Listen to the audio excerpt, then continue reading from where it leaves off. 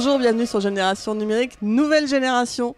On vous accueille dans un lieu que vous ne connaissez pas encore, enfin si, une fois. Hein. Donc voilà, on est dans la nouvelle génération. Au bout de 5 ans chez Génération Numérique, on a décidé de changer de cadre, de changer de lieu, de tout changer. On a juste gardé Nathalie et moi. Bonjour à tous. Voilà, bonjour Mickaël. Hein. Bonjour. Et on a vous. un invité avec nous aujourd'hui, Mickaël Stora. On va revenir vers lui dans quelques secondes. On voulait juste vous réexpliquer. Donc nous sommes désormais, nous devenons un podcast. Le podcast, c'est facile, c'est sur Google ou sur Apple et même sur Spotify, on nous trouve aujourd'hui, pour nous écouter quand vous voulez, à votre rythme, et vous pourrez avoir tout ce qu'on vous raconte dans l'oreille, tout le temps, dans le métro, dans le train, dans l'avion, dans le lit, où vous voulez. Donc, Oui, bon, en fait, on veut pas savoir.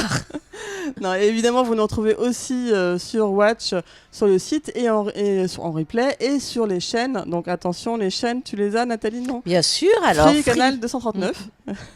Orange 222 et Bouygues 137. Voilà. On continue d'être à la télé quand même. Hein. Évidemment. Donc en direct, presque en direct, le vendredi à 20h30. Et donc nous accueillons Mickaël Stora, qui est psychologue. Psychologue, psychanalyste et fondateur de l'Observatoire des mondes numériques. Voilà. Et avec lui, on va avoir le plaisir de parler de la famille, des écrans, des jeux vidéo, enfin... La construction de l'enfant et de l'écran, face à l'écran, avec l'écran. Oui, avec, bien sûr, toujours avec. Contre tout contre, comme on dit. Ou tout contre s'il y a des problèmes de vue, mais en général, c'est plutôt avec ou devant. Ouais. En tout cas, c'est l'idée de jouer avec les écrans. Et ben on voit On ça retrouve tout à l'heure. dans quelques minutes. En attendant, on va fêter un anniversaire. Oui. On a du mal à imaginer qu'il soit aussi vieux, mais on va fêter l'anniversaire de ce petit personnage, Astérix. Quel âge il a ? Ah, je sais, 60 ans. 60 ans, tu Un te vieux rends compte, monsieur. hein Ouais. Non, les fait 60 pas, ans, hein. il a toujours pas d'enfant.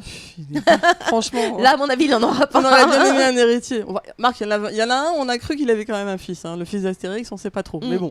Donc non, il est là, il a 60 ans. Et il n'y a pas qu'un anniversaire pour lui, il y a aussi l'anniversaire du parc Astérix. Ouais, 30 ans pour le parc 30 ans. Astérix, c'est fou. J'en reviens hein. pas. Ouais, bah ouais, ça passe tellement vite. C'est Faut qu'on y retourne incroyable. absolument. Et puis, on va pas fêter, c'est une année qui est un peu exceptionnelle. Parce que non seulement il y a l'anniversaire, mais il y a quoi d'autre ? Il y a la sortie d'un nouvel album, évidemment. Il y a la sortie d'un nouvel album. Et puis même que je vais essayer de vous montrer en quasi avant-première, L'album, si j'y arrive. Il sortira en octobre, il va falloir être un peu patient. Oui, mais on a déjà le titre. Oui, c'est La fille de Vercingétorix. Donc comme on parlait d'enfants, peut-être... non, c'est La fille de Vercingétorix. Voilà. La couverture est sympa. Donne-moi la couverture. Tiens, je te montre la couverture. Hop. Hop, normalement. Alors c'est une couverture provisoire, hein. Ça sort dans suffisamment de mois pour que ça évolue un petit peu. Mais en gros, on a quand même le visuel clé, c'est ça. Hein. J'ai Voilà. hâte de le lire. Hein.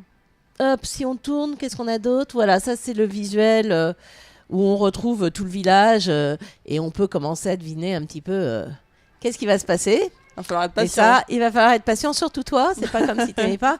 Bon, il y a plein d'événements hein, qui vont avoir lieu aussi pendant cette période. En mai, allez, je continue à... Ça, c'est toujours dans... C'est un des visuels du nouvel album. Hop, une des planches. Doucement, tu vas trop vite. Je vais trop vite. Oui, non, mais là, c'est Qu'est-ce tout qu'on voit petit, sur la tout planche? petit. On voit le village, évidemment. Ben voilà, on n'a pas encore... On sait pas qui c'est, cette fille de Vercingétorix. Non. On n'a pas encore de visuel sur elle. Ça, il garde un peu le suspense. Hop. Et puis, pour célébrer l'anniversaire, il va y avoir pas mal de partenariats. Entre autres, il y a un partenariat avec La Poste. Tu vas pouvoir envoyer tes lettres avec les irréductibles. Sympa. Les Pour écrire aux différents, impôts, pour voilà, écrire tu à vois. la sécurité sociale. Parce qu'on écrit pas beaucoup de lettres aujourd'hui.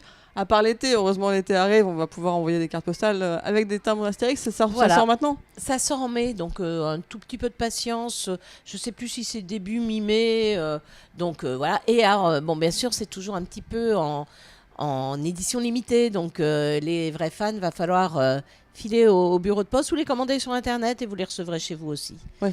Donc voilà. Et il y aura la monnaie de Paris aussi. Ça me semble très en lien quand même avec l'actualité, au fond. L'idée la fille de Vercingétorix, les femmes héroïques, c'est quand même intéressant de voir qu'on remet au goût du jour l'idée que les femmes seraient des héros à part entière. Des super héroïnes Des même. super on peut le héroïnes, dire, voilà, c'est ça. Donc il y a quelque chose de très féministe, je le sens, dans cet album.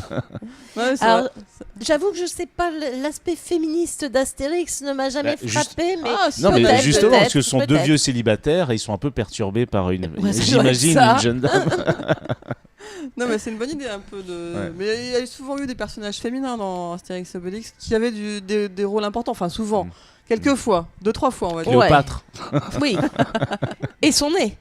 C'est vrai. Non, mais il y avait Falbala qui était déjà un bon personnage. On attend de voir, on l'a pas encore lu, on reviendra dessus. Je pense qu'on l'aura comme tout le monde la semaine du 20 octobre, pas avant. C'est rare d'avoir les infos avant. Alors, il y aura... Non, en fait, la Poste, j'ai dit un peu n'importe quoi, mais j'avais plus mon texte sous les yeux, donc forcément... T'es excusé. Voilà, je suis excusée.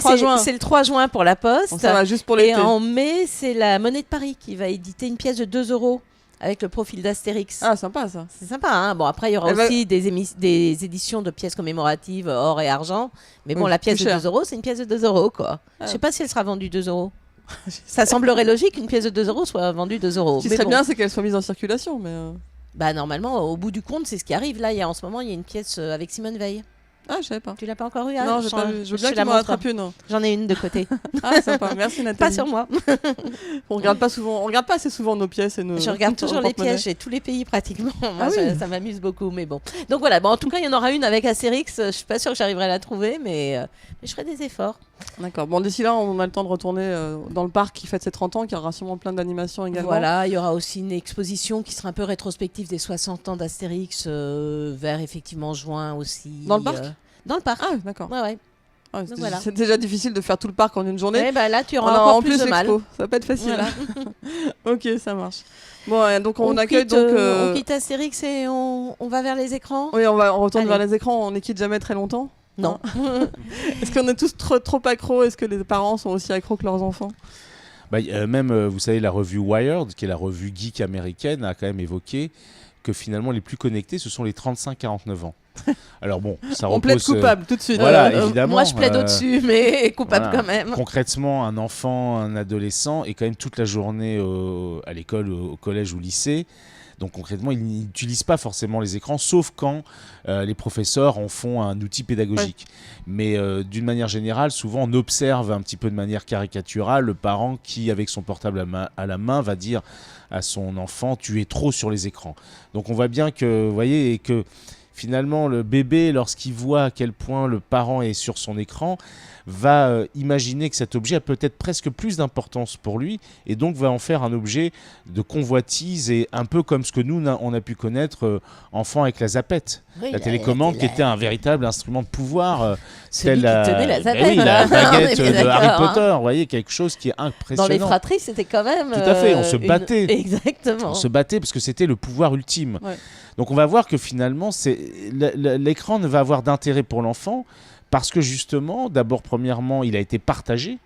Des études ont montré qu'un enfant va investir un objet que parce qu'il a été d'abord partagé en amont avec l'un des parents dans une expérience un peu affective. Et après, il va pouvoir s'autonomiser.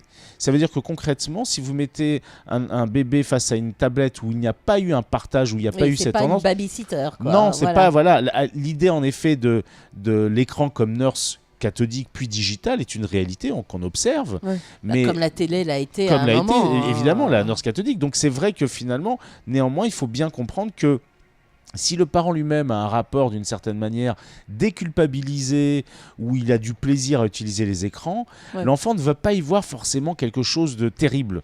Parce que vous savez, les enfants sont hypersensibles à ce qu'on appelle les injonctions paradoxales.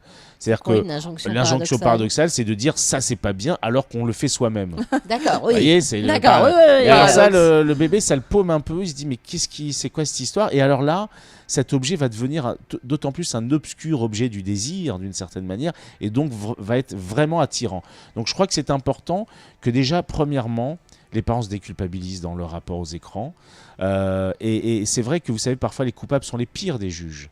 Ouais. D'une certaine manière. Donc souvent, c'est très étrange de voir à quel point les écrans sont nommés comme des coupables tout trouvés, et c'est faire véritablement l'économie d'une réflexion beaucoup plus profonde sur le contexte et sur la manière dont on utilise les écrans. Bien sûr. C'est logique, beaucoup de bon sens aussi.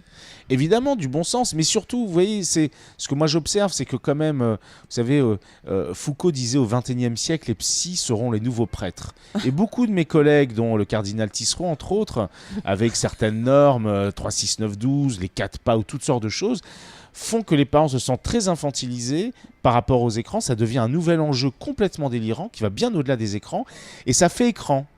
jeu de mots, pour justement, sur des histoires plus compliquées, quand une maman vit seule à Paris ou Île-de-France, parce qu'il y a beaucoup de foyers monoparentaux, c'est pas évident d'élever seul son enfant. Parfois, avoir envie de regarder un écran pour se soulager ou regarder avec son enfant, en soi, c'était pas dramatique. Parce que, quelque part, regarder avec son enfant ensemble, c'est un partage. Mais bien sûr, et même c'est plutôt bien, quoi. Ah, mais vous savez que c'est même carrément une des expériences fondatrices de la vie psychique de l'enfant, c'est ce qu'on appelle l'attention conjointe.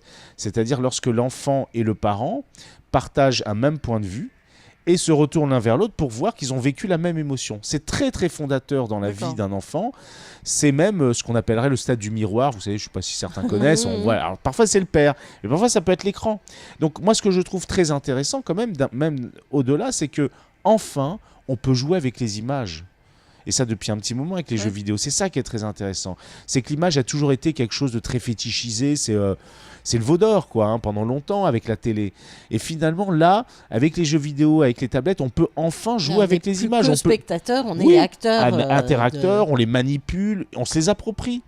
Et moi, je vois beaucoup, j'ai moi-même des enfants qui sont ados, je vois à quel point ils font des vidéos, ils s'amusent, ils font du montage, du mixage. Ils sont beaucoup plus forts que nous dans notre rapport aux images. Donc ça apporte vraiment quelque chose aussi dans le développement de l'enfant. Ça lui apporte de nouvelles capacités. Totalement, ça lui amène des capacités. Et au-delà, c'est vraiment d'un point de vue presque existentiel, ce que je tentais de vous dire, c'est que justement, ça nous sort de cette position passive par rapport aux images.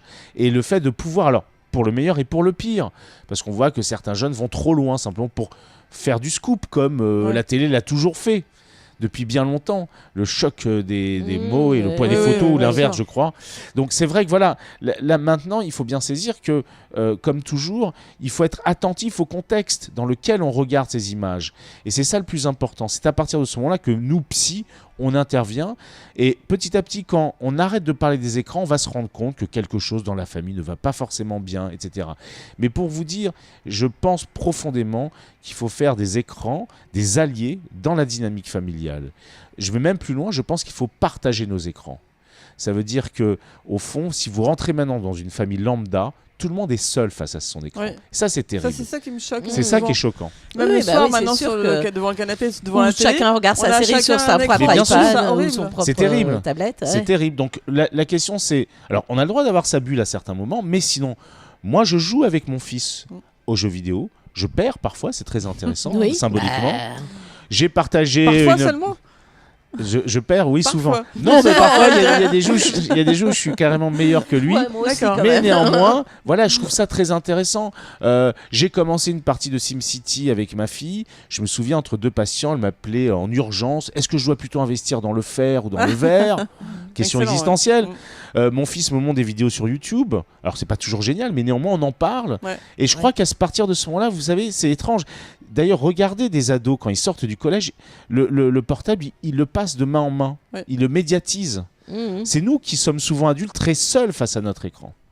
Est-ce qu'il y a un âge? Parce que on entend de plus en plus pas d'écran avant 3 ans. Est-ce les grandes lignes, il y a la pratique. Est-ce qu'on peut Qu'est-ce que ça va changer si on lui montre un écran à 2 ans et demi ou à 1 an et demi? Parce que nous, on est sur l'écran.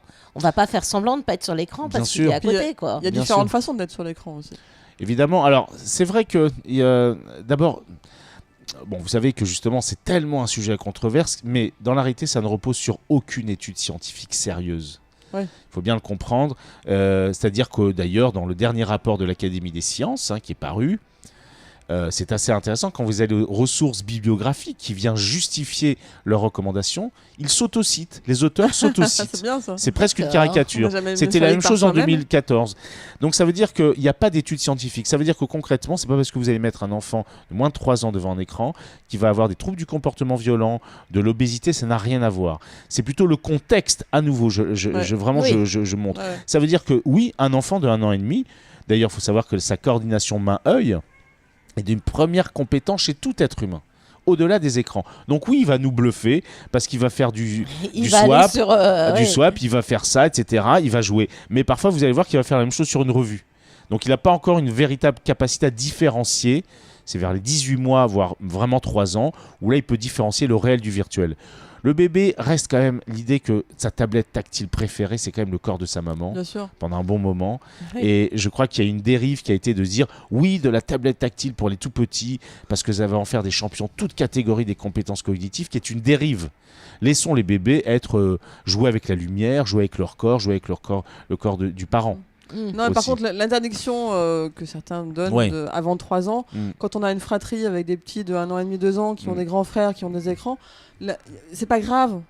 Moi, je trouve que ce n'est pas grave ça fait qu'ils partie touchent de temps en temps la vie l'écran. familiale, Ça fait partie de leur environnement, effectivement, de la famille, des outils qui sont là, des jeux qui sont là. Après, évidemment, il ne faut pas les laisser jouer. Je pense que le plus dérangeant, c'est de les laisser seuls devant l'écran, quoi. Oui, mais bon, alors... Même si parfois ça aide aussi. Moi, j'étais la première à laisser mes enfants devant la télé pour faire une interview. Voilà, ça peut être ça, ou ça peut être pour se soulager. Non, faisons attention, justement, parce que, vous voyez, on sent que Nathalie à vous culpabiliser, à dire « Ouh là là, c'est parce que j'avais autre chose à faire ». Il y a culpabilité tout le temps, quoi. Mais oui, les parents très sont épuisés, d'après moi. Il y a un épuisement parental, et entre autres autour des écrans. Il faut arrêter cet épuisement. On est dans une société hyper attentive au bien-être de l'enfant. On en fait un objet très idéalisé. Et tous les parents sont en burn-out. Tout va bien. Bien sûr, mais les enfants aussi, parce qu'ils se doivent de réussir et tout le temps.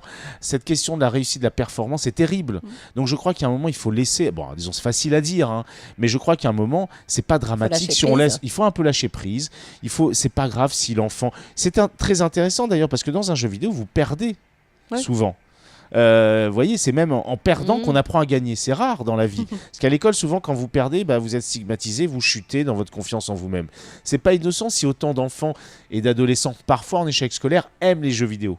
Parce que ça va être un lieu qui vont leur permettre enfin de gagner. D'échouer sans que ce soit grave. Bien sûr. Moi-même, je joue. Bien sûr, je joue complètement. Je joue à Candy Crush. Je suis au niveau 1665. Moi, je joue à 10-10. Je suis désolée, je connais pas Candy Crush. Voilà. Mais qu'est-ce qui se passe le matin, je sais que j'ai un patient. J'ai depuis 7 ans. Je sais que ça n'a pas avancé. Là, en quelques clics, je passe d'un niveau 5 à un niveau 6. Et puis, j'ai un truc que rarement mon patient me fait, c'est-à-dire qu'il m'envoie des cotillons et des trompettes pour me féliciter à quel point il a une bonne séance. Voilà. Donc, on recherche dans les jeux vidéo peut-être ce qu'on n'a pas toujours dans notre vraie vie. Et dans les écrans, il y a quand même un côté plus sur les ados maintenant, par rapport à l'image, on en parlait tout à l'heure, le côté narcissique des ados, filles ou garçons au collège, qui utilisent Instagram, maintenant TikTok, en se mettant énormément en scène. Moi, je dis souvent aux ados que j'ai autour de moi, mettez des choses intéressantes plutôt que vos têtes dont tout le monde se fiche. Mais non, ça continue, c'est toujours leur tête. C'est très narcissique, Là, on l'a vu sur les événements de Notre-Dame, les gens ont posté Notre-Dame, mais avec eux en selfie devant tout le temps. Bien sûr. J'ai du mal à comprendre ce rapport. Alors, tout de même, n'accusons pas trop les ados, parce que les pauvres... Oui, les parents le font, quoi. Il y a beaucoup d'adultes. Il y a beaucoup d'adultes. L'adolescent, à la base, est narcissique. Ça fait partie d'un passage obligé, de sa construction. Beaucoup d'adolescents vont utiliser les réseaux sociaux comme un relais de leur construction identitaire. Est-ce que je suis bien comme ça ? Les clics, les likes vont venir confirmer ou infirmer. Maintenant, c'est évident que les adultes eux-mêmes le font. Ce qui est vrai, ce qui est assez étrange, c'est que parfois on est dans une société où on a l'impression que si la chose n'est pas photographiée, c'est comme si elle n'existait pas. Il y a un enjeu presque existentiel avec l'image qui va bien au-delà de l'apparence. Mais j'ai quand même envie de différencier. Ma fille est sur TikTok. C'est très créatif, TikTok. C'est beaucoup plus créatif. La vidéo. TikTok, pour ceux qui ne connaissent pas, c'est un peu comme Instagram ou Snapchat, mais que en vidéo. Ah, ça va plus loin, puisque ce sont des sortes de playback créatifs, des sortes de mini-stories en reprenant des choses. Moi, ma fille, elle a fait des mouvements de caméra. Je me suis dit, mais comment elle l'a fait ? Elle a mis la caméra sur son siège et avec ses pieds, ça donne des choses étonnantes. C'est beaucoup plus créatif que Instagram, qui pour moi n'est pas très créatif. Sauf. Ça peut, mais on peut l'être sauf quand on met sa tête tout le temps sans rien bouger. TikTok, on met des vidéos qui sont à la base, c'était pour imiter des scènes cultes ou des clips. Tout à fait, ou des clips. Voilà, des stars qu'on aime en vidéo. Complètement. Des vidéos très courtes. Et avec beaucoup d'humour. En tout cas, moi, ma fille le fait avec beaucoup de second degré. Et c'est pas innocent. Je crois que c'est intéressant. Et moi, j'ai quand même envie de différencier ces applications dites créatives. Parce que la créativité à l'adolescence, c'est la plus belle des choses. Et pourquoi pas, justement, être créatif avec des applications comme celle-ci. Oui, c'est... On parle un tout petit peu d'autre chose que de jeux vidéo. On va parler aussi un tout petit peu de jeux de société. On vous a fait une petite sélection de jeux qui sont faciles à emmener partout, qu'on peut emmener chez les grands-parents, qu'on peut emmener en week-end. En vacances. C'est pratique. Et moi, je vais rebondir sur ce que tu disais tout à l'heure. Ça me fait beaucoup rire. C'est une petite maison d'édition qui s'appelle Parents épuisés. Excellent. Et donc voilà, donc ils ont sorti plein de kits de survie. Donc là, on a un que j'aime beaucoup, la grasse mat jusqu'à 7h30. Et il y a aussi Parents épuisés, le kit de survie au resto. En fait, c'est des petits défis, c'est plein de cartes. Oui, tu peux les ouvrir, voilà. Et à chaque fois, je conseille au resto d'avoir 2 enfants pour que les parents puissent bavarder tranquille. On va essayer. Premier défi, finis toutes tes phrases par ananas pendant 1 minute. Ça va pas Eh bien, je vais peut-être pas faire ça, ananas. pendant 1 minute, ananas. Pendant toute la fin de l'émission. Mais bon, voilà, il y a mange un morceau de pain, demande quelque chose à ton voisin. Et donc, voilà, c'est plein de petits défis. Ils adorent réussir. Et dans la grasse mat, ils vont devoir mettre la tasse de ses parents sur la table, aller... Il y a le mode d'emploi pour laisser les parents dormir ou pas ? C'est en leur donnant des tas de choses, de petits défis à faire tout seul, tu vois, où ils vont pas avoir besoin de demander voilà. Alors là, par exemple, nous avons café, mets la tasse de tes parents à table. Voilà, c'est pas très compliqué. Réveil, calcule le nombre de minutes avant 10 heures. Ça, c'est bien. 10 heures, c'est bien. Voilà. Ça, c'est bien, 10 heures. Non, on est d'accord. C'est bon jeu, ça. Moutons, compte 100 moutons, puis dessiner les 100 moutons. C'est vrai que on est tranquille pendant longtemps. Je connais beaucoup de gens à qui tu pourrais offrir ce jeu qui veulent bien dormir le voilà, dimanche donc il y a je sais plus, une 50aine de défis à faire dans chaque pack. C'est assez marrant. Et ça coûte pas cher, ça coûte, je ne sais plus combien ça coûte, mais c'est moins de 10 € de toutes les manières. Donc voilà, hop, je vais le trouver entre 6 et 8. Toujours aussi autour de 5 €, on a les Family Bulles. C'est Oxybulles qui vient de lancer toute une série de petits jeux. Tout simple aussi. Alors, souvent, les jeux pas chers, c'est les jeux de cartes, puis c'est pratique à emmener. Voilà, ça prend pas de place, on n'a même pas besoin d'emmener la boîte. Alors moi, j'ai T'es Cap pas Cap, c'est une action-vérité, mais vraiment adapté aux enfants. Donc, fais semblant d'être un robot dans l'action, ou en vérité, quelle est la chose la plus dégoûtante que tu aies jamais mangée ? Donc, mais tu sais pas. Du chou-fleur. Tu choisis action ou vérité, tu sais pas ce que ça va être. Ou des endives. Si tu partais sur une île déserte, quel objet ? Les betteraves de la cantine, voilà, c'est ça le truc le plus dégoûtant du monde. Mais non, c'est hyper bon la betterave. Non. Si tu partais sur une île déserte, quel objet emporterais-tu ou chante une comptine sans ouvrir la bouche ? Un écran ? Michael, qu'est-ce que vous emporteriez sur une île déserte ? Oui, non, pas sûr, mais c'est vrai que il faudrait qu'il y ait la Wi-Fi aussi, c'est compliqué sur une île déserte. Ouais. Non. Et là, j'ai un autre jeu, c'est Family Duo Animaux. Ça, c'est pas mal aussi. C'est pour les tout petits. On est sur du 2 ans ou 3 ans, toujours chez Oxybulles. On doit retourner les cartes. On a un jeu de cartes complet qui sont un peu cartonnés, donc facile à utiliser. On en retourne 2. Et s'il y a un animal commun, l'enfant doit imiter le cri. Et le premier qui imite le cri de l'animal commun... Là, c'était une chèvre, comme vous avez pu entendre Nathalie.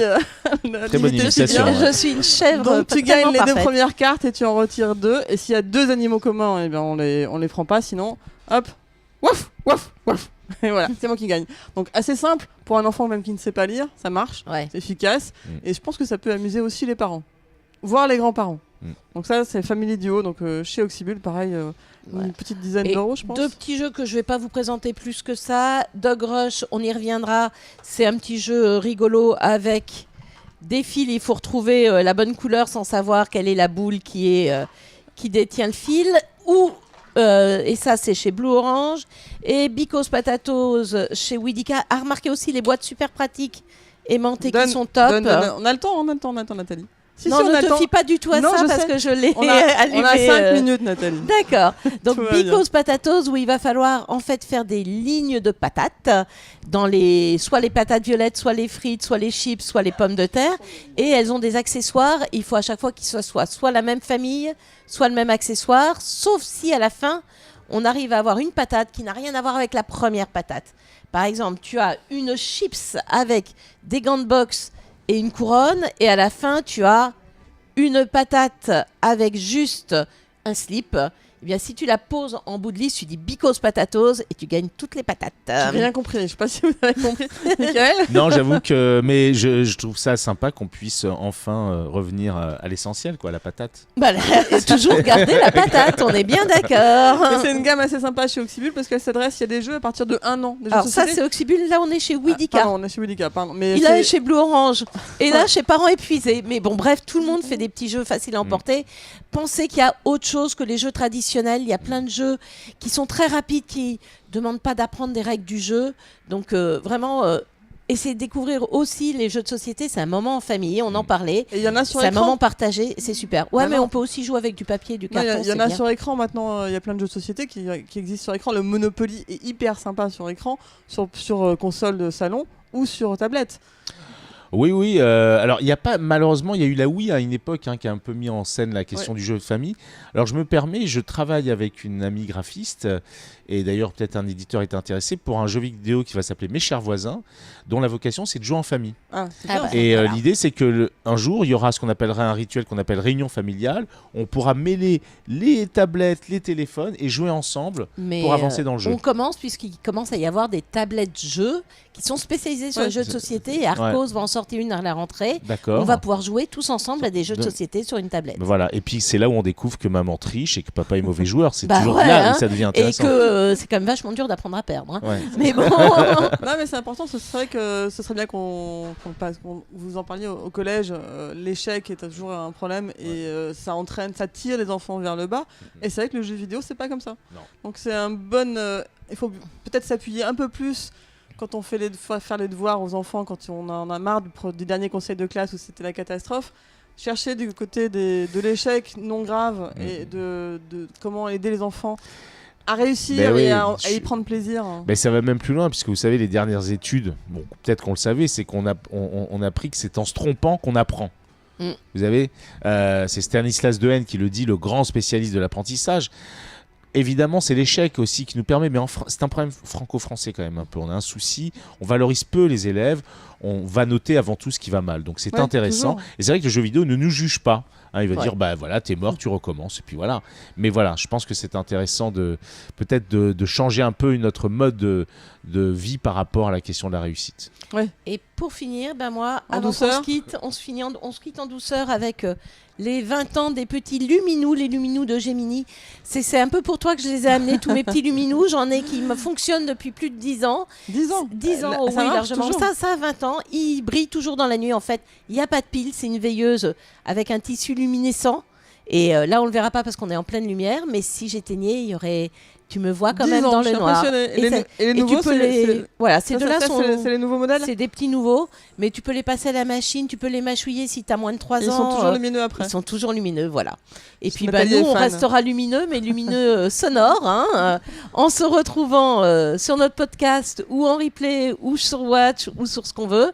Eh bien, merci à Mickaël. Merci d'avoir reçu, c'est très sympathique comme émission. Merci. Et puis à très vite, le vendredi 20h30 pour des premières diffusions.